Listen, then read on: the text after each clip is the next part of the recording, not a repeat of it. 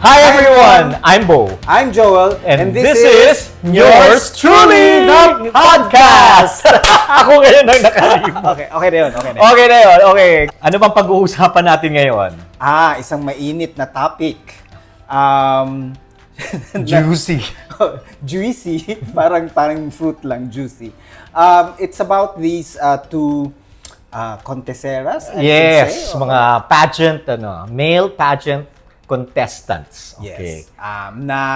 Recently came under fire because they used the term halfies. Halfies. So, ano nga ba ang halfies? Yung iba naman halfsies. Pero halfie eh. Oo. Happy Pride.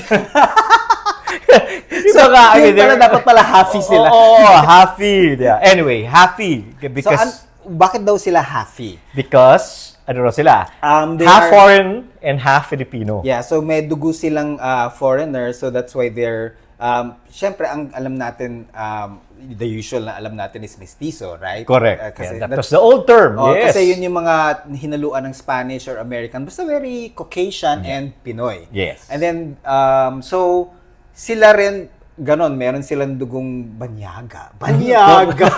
Nahaluan. Oo, yun. So, marami din tayo nakikitang ganyan dito sa Clark. Yung mga nahaluan. Actually, maraming Pinoy generally na mix na yung dugo natin. In fact, yung mga yung mga Aitas, yun yung talagang mas, 'di ba, mas puro yung kanilang dugo, hindi ba? Kasi hindi sila nahaluan ng mga Spaniards or ng mga Chinese or ng mga Americans. Yeah. Yun. So anyway, but they because may isa sa kanila or both of them said nga na because they're halfies, then parang ang tira niya is that itong mga ang Pilipinas naman will not win a lot of pageant awards if it's not for us. Us halfies, sabi niya. Nako. So di syempre na-imbyer na ang sangkabaklaan. Ang sangkabaklaan. And of course the other pageant yes, kasi I guess in general Filipinos are really pageant aficionados. Parang ganun ro yung dating natin. We are very supportive of our contestants. Okay, I have a confession to make. Yes, you are not. I don't have the gay pageant gene. Ay, nako! Ano gagawin natin sa kanya? Cancelled! No, but I've never... Unahin ka pala namin ikaw i-cancel. Hindi si Brandon. The only time that I really got interested in watching Miss Universe was nung nadapa si Sino may nadapa doon? Ay, si Pia ba? Si Miriam, correct. Defensor Santiago. Nung nadapa si Miriam Kiambao, tapos, di ba, it was early on eh. Yeah, that's true. And I remember, we were in the office, may mga bading na nanonood sa office. Siyempre. Parang hinayaan na lang kasi we were in an ad agency, so parang, okay, sige, one day lang naman to. And then, nung nadapa siya, parang everyone was like, so pati ako doon na-invest. So kaya pinanood ko siya. Okay. That was the only Miss Universe na I watched from that part to the end. Okay. But even after that, hindi ka pa rin naging aficionado. No, I was not a pageant fan. Okay. Even male pageants, parang okay lang. Yun. Well, I was into that. I liked watching Miss Universe even growing up. Did you memorize There answers? Was a time. yung mga winning answers to winning moments? Actually, sa amin, mas minemorize namin yung mga capitals ng countries. Kasi parang yun yung from Bolivia, dapat, or from Caracas, Venezuela, di ba? Parang ganyan kayo na. So, I went through that. So, I was one of those invested, But around what age was that? Elementary pa lang. So, that's probably mga 10. Kami mga batang bakla ng aming eskwela. Pero in fairness, hindi rin kami lahat. There were just a group of us na... Meaning of the gays. Of the gay community there. Yeah, hindi rin naman kami lahat. Anyway, so going back. Okay, so these two guys... Supposedly, they're just, nag-explain yung isa, si Jether. Okay, ang explanation niya kasi it was talking about singing. He was supposed to sing a song, pero ang sabi niya, hindi siya makakanta ng Filipino and para mas kakantahin lang niya yung American, kaya nag-react siya muna na parang hail to the American flag yung parang niya. Tapos sinagundahan naman siya ni Brandon. Tapos, and then somebody was reacting to that, na, why don't you sing in Tagalog? But we just have to be true to ourselves. Parang, or not Filipino. Parang may ganun na. Authenticity. Oh. And then, eventually, he said that, na, yun nga, if it's not for half-fees like us. Yeah. Kaya na marami nagalit. Ikaw, what was your reaction to that when you saw that? Okay. Sa totoo lang naman kasi, I mean, if we look at the history of, speaking as a non-pageant, pero, may mababash. pero kasi yung just from the outside, di ba, you would see that, I mean, traditional naman talaga na ang Pinoy noon, I mean, especially our generation and maybe even earlier, ang ating standards of beauty is very much on the lighter, whiter side. So, kaya... Which we used to call colonial mentality. That's true. Diba? Parang ganun yung natin. Dapat mas Caucasian looking. Yeah. Yeah. Pero kasi sa yung mga fini-field nating mga Miss Universe, not contestants. Contestants? Contestants, Yeah, right, contestants yun. Siguro kung titingnan mo naman, mas marami siguro doon na may konting halo. Not necessarily... Yeah. I mean, I'm trying to remember, no? Margie Moran seems a bit more on the... fairer. Yeah, fairer. Fairer. Maybe... Unlike Gloria Romero. Gloria Diaz. Baka yung mga kabataan din na probably more Pinoy looking. More Pinoy looking correct, nga eh. correct. In fact, it was only later on that, like Miriam, for Yeah. example, for me, she's very Pinoy looking, but not Charlene Gonzalez. Yeah, Charlene Gonzalez. Miss Universe ba siya? Yes, she was a Ayun, Miss so Miss Universe. Universe. Diba? Ako yung dyan. Alam ko yan. Correct. So, but even in regular life, in advertising, laging mga fairer, mas mistisa ang pinipili eh. So, yun yung ating standard of beauty noon. So, I think coming in with all of that history, na ngayon lang siguro nagbabago na alam mo yun, meron ng, they're now appreciating more the darker, more kayumanggi beauty. But it was so many years of that. Kaya pag nung sinabi niya na if it weren't for us halfies, there's a half truth there. Half truth to that. Oo, na true enough, yung mga may lahi, yung mga mas fairer, yun yung usual na fini-field na contestants before. Yeah. But now, with the landscape changing, and I think this is also worldwide na eh. Kasi noon, parang it's rare for you to see sa Miss Universe na mananalo yung dark beauty. Pero, di ba, meron nang nanalo. It was also rare to find Asians winning. Although merong Pilipina na nanalo, di ba? Dalawa pa nga. We have Entay. Entay, yun. So it's only recent na yung, I guess, maybe because Miss Universe started out as a Western. Yeah. Actually, an American. It was an American Oo, pageant. so kaya medyo yung, kunwari daw, if we were part of the Miss Universe panel ng Pilipinas nung mga 1970s, 1980s, and we wanted to win, we'll try to field someone na medyo lalaban sa mga nananalo noon, di ba? Kaya ganun kaya siguro ganun, kaya may half-truth. But, for me, digging deeper, ang masama doon kasi sa sinabi ni, if it weren't for us halfies, I think it's less about the fact na meron siyang halo, and it's more about the fact na hindi sila parang pusong Pinoy. Yun eh. Kasi I don't mind mga mestizos na nasasali. Pero sana man lang lumaki sila sa Pilipinas. Sana man lang proud sila being a Filipino. Kaya pag pinakanta mo, marunong silang kumanta ng Tagalog, marunong silang, alam nila yung being Pinoy. Well, now that we're looking at it at a parang longer perspective, kasi nga we're bringing in how many years of colonial mentality, etc. Yes, Actually, I think yun yung isang distinction na kailangan na importante, yung lumaki dito sa Pilipinas. Kasi alam natin na marami naman tayong mga, yung mga sumali ng mga pageants, whether male or female, na even though may halo sila na, may dugo sila na, na banyaga, pero dito sila lumaki. Correct. That's why... And they identify as Filipino. They identify as Filipino. So, may pagka-recent lang yung yung mga lumaki sa ibang bansa and then they come back here or they've never even set foot here. Tapos in-import na lang. Oo, pumunta sila dito and then make parang themselves. basketball players na ini-import na lang tapos sinasabi na Pinoy sila. Pero diba? sila naman kasi may konting dugong Pinoy. Tapos parang they wanted to go back to their motherland, etc. etc. So, yun yung siguro nagbago yung context. Natawa lang ako, basketball talaga yung aking reference. Parang, I will pull out your gay ID. Diyos ko.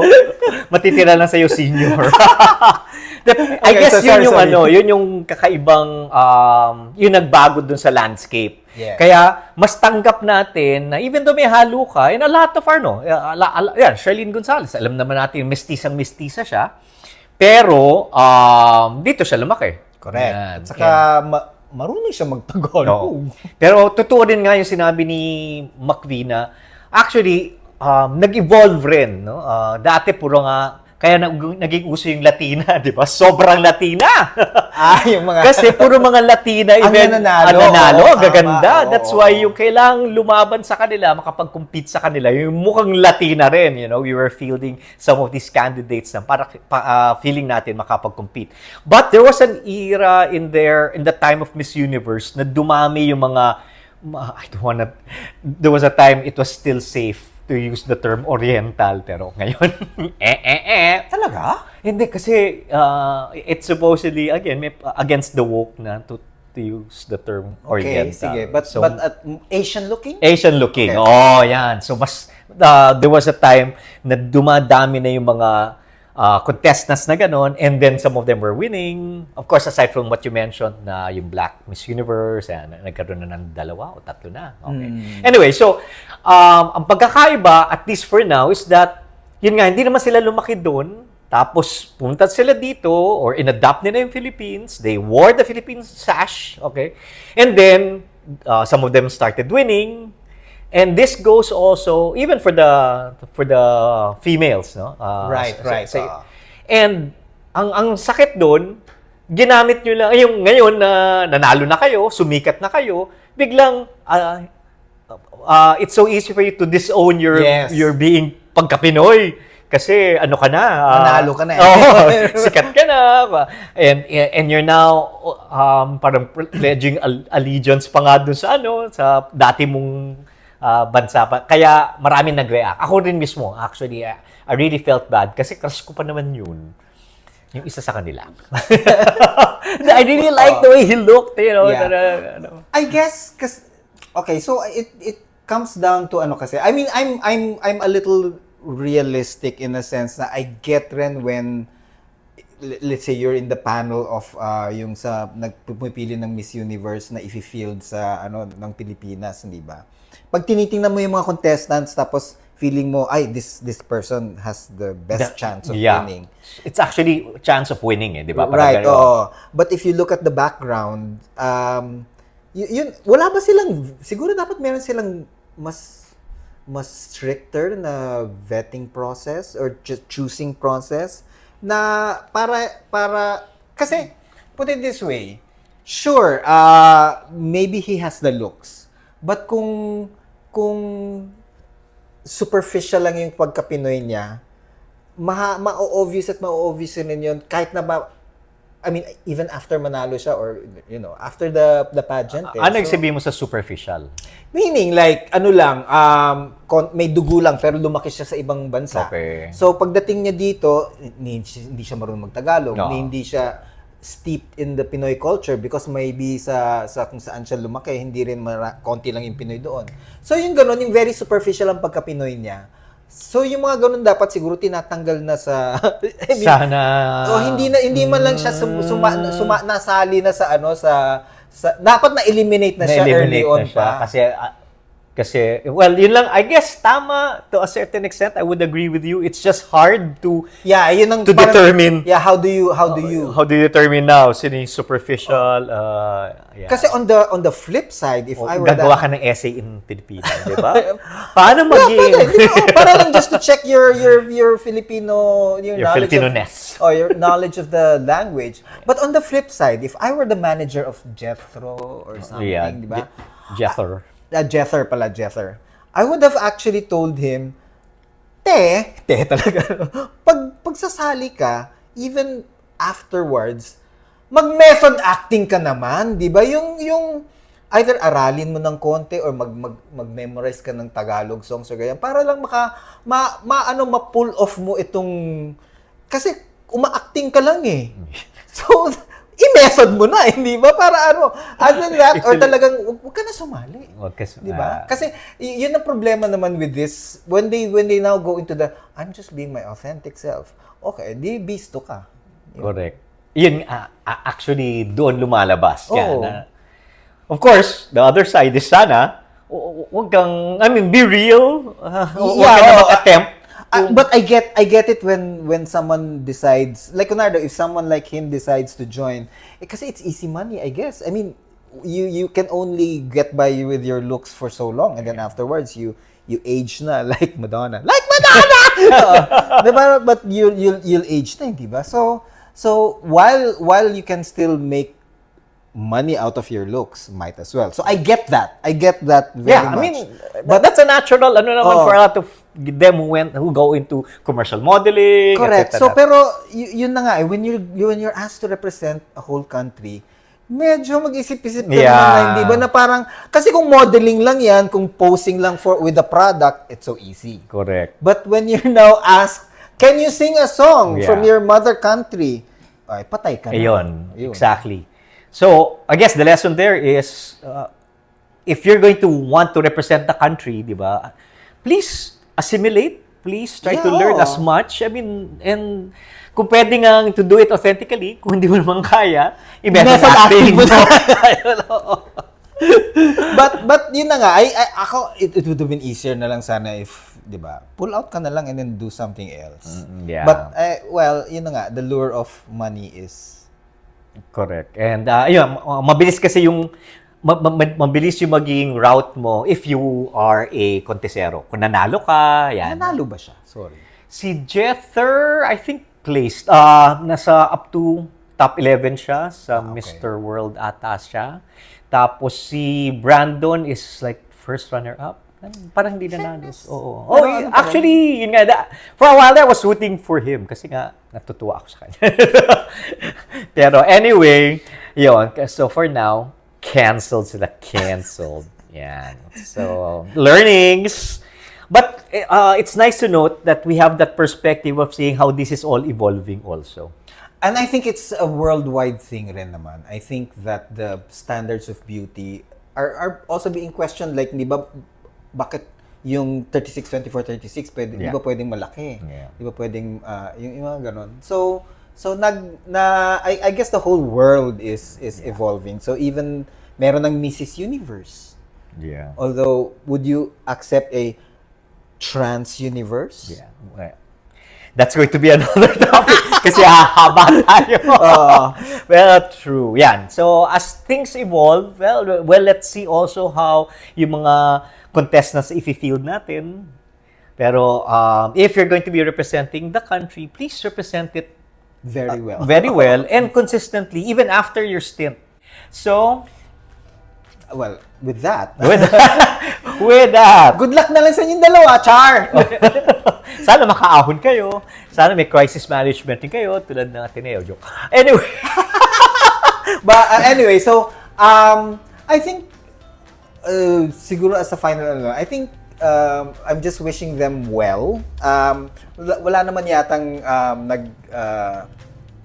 nagbabantang i-assassinate sila or something. Please naman, let's not be violent. Let's just hope that they learn from this and maybe yun na nga, I'm pretty sure naman that they can they just let it die down, and then Yeah. people will move on because there will be Correct. another new contest. There will be another new. Or another hot topic. And we really have such short memories. Well, Kasama na yun. sadly, yes. Sadly, yes. And with that, I'm Bo. I'm Joel, and this has been Another Yours Truly podcast.